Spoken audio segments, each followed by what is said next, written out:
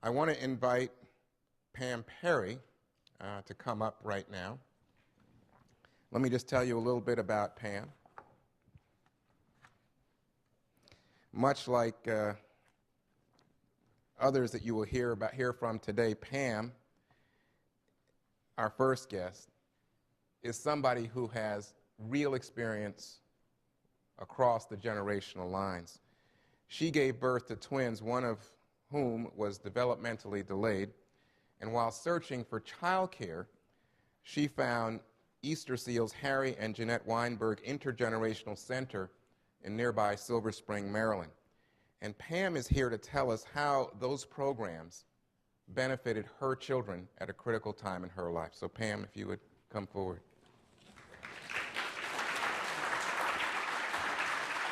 Thank you.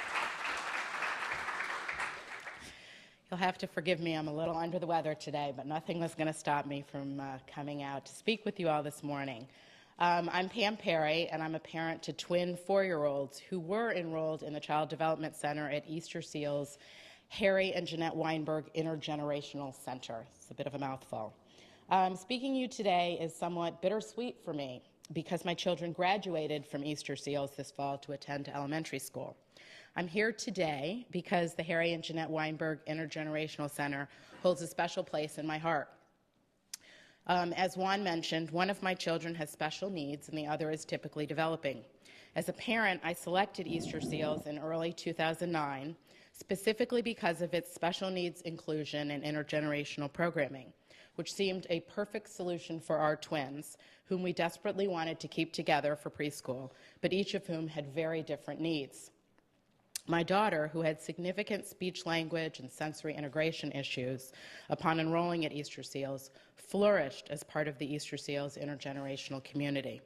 2 years ago, she was a shy and withdrawn child, but she has grown into a confident, conversant, joyful girl. Part of her transformation, and it has been a true transformation, is due to the fact that she received intensive early intervention services, speech therapy and occupational therapy, integrated into her preschool day and reinforced by her preschool teachers.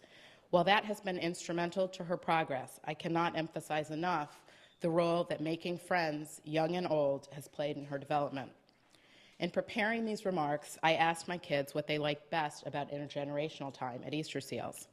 I wish you could have seen their excitement as they shared with me stories of baking muffins and singing songs with their elder friends. They actually had a bit of an argument over whether cooking or singing was the best activity. I know that for my daughter, singing songs with and for her elder friends was a wonderful escape from the challenges of speaking. While she stutters when she speaks, she sings with fluency and joy. She and we learned that from her intergenerational experience. She loved the patient, non-judgmental attention of her elder friends, and it contributed to her self-esteem in navigating the rest of her life. My children don't have grandparents nearby, so for them, their elder friends served as warm, wonderful grandparent substitutes. Even better, each of my kids loved that they chose the elder friends with whom they bonded most. They regaled me with stories of fun shared with their elder friends, and they continued to engage me in discussions about what it means to grow old, the cycle of life. Good stuff. One of my son's elder friends, Mr. Ed, who was a tall, dignified gentleman, shared with me one day how much he enjoyed my precocious son, because he reminded him so much of his own son at that age. It's clear that the relationship with my son meant as much to Mr. Ed as it did to my son. I think that's true of many of the elder friends, whether it's cuddling on the couch next to a child while hearing a story read aloud, or singing songs or baking muffins together. It's time of shared joy. Both the children and the elders benefit from time spent with kind, patient friends who accept them with their limitations. After touring the Harry and Jeanette Weinberg Intergenerational Center in May, Senator Ben Cardin called shared sites such as Easter Seals a win-win-win for everyone involved. It provides children with the support and comfort that can come from older adults. It gives seniors a sense of purpose, and it means communities will be able to pool their resources.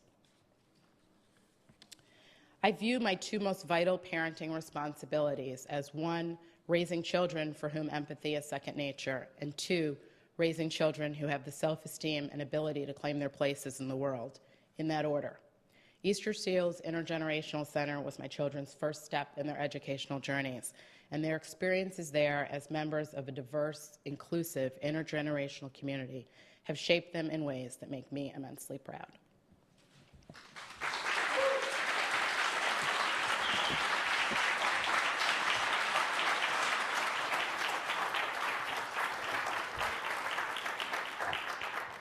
Pam, thanks so much. I hope you're feeling better now. That was terrific. And now I wanted to ask Beth Fink to come forward. Beth is an award-winning author, teacher, and speaker who's benefited from an important intergenerational program. Let me describe this to you. When her dad died, she was able to go to college because she received Social Security survivors benefits.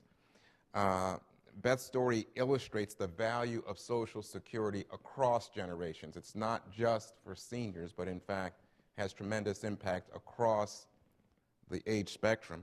And her story, as I said, I think helps us to open our minds to the benefits of thinking in terms of family and not thinking in terms of one generation versus another. So please join me in welcoming Beth Fink.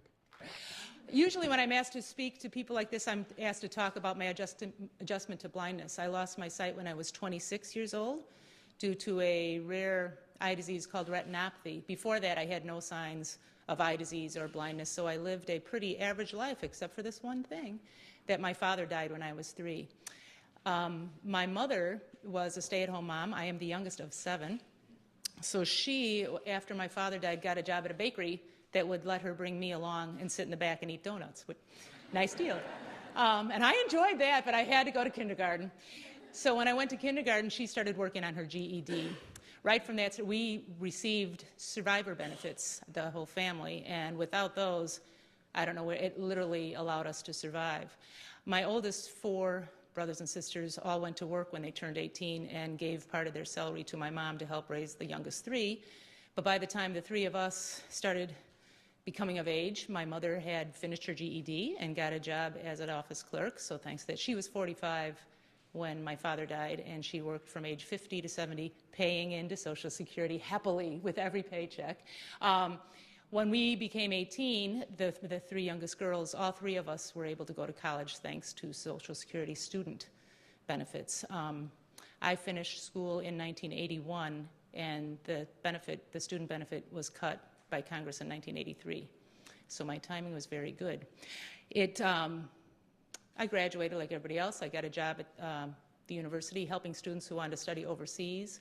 But when I was 26, I started seeing spots in front of my eyes, went to a doctor and was diagnosed with this eye disease. Unfortunately, it was years before the ADA. So I lost my job. And it took a while to adjust to all that, but thanks to my college degree, not just the paperwork. In fact, when I was thinking about the speech, the paperwork was great. It's good to have a college degree and put it on your vita, but really, college taught me to be resourceful. I happened to go to University of Illinois, which was a front runner in programs for students with disabilities. So I had seen a lot of students with disabilities, and I pretty much knew that I could still work, and I wanted to still work. It took a while to make other people understand that I could still work. My husband would read the WAN ads on Sundays to me, and so he'd read like, airline pilot, probably not. Real estate agent needs a receptionist, and I'd have my tape recorder running, and I'd get the phone number. And then one Sunday, and I'd apply for these jobs and not get them, but one Sunday, as a joke, he said, well, here's one you could do. University Art Department seeking nude model. And then he read, I didn't have the tape recorder running, but he read 333-4622. So I memorized it. And the next morning I called, and I said, I know you're looking for a nude model. I'm blind. I don't know if you, and they said, honey, you don't need to be able to see to take your clothes off for art students. So I had my seeing eye dog lead me over, still didn't tell Mike what I was doing, had her lead me over to the office, and it was the first time that I applied for a job where there was no question about how I was going to be able to do it. Or, can you use a talking computer? Can you do, blah, blah, blah. And by the way, I did learn to use a talking. I use a talking computer by then, thanks to the university and thanks to, again, this college degree really did a lot for me, for my self-esteem and my confidence. So I did the nude modeling gig, and while I was standing up there for 55 minutes, standing still, and my seeing eye dog refused to get up on the table with me. I thought she would kind of, that was my first dog, she would kind of hide certain bits. But she did not get up. So I was up there for 50 minutes. So that's a lot of time to think. And I thought, this would make a really good story. So, and as your laughter is telling me, I was right.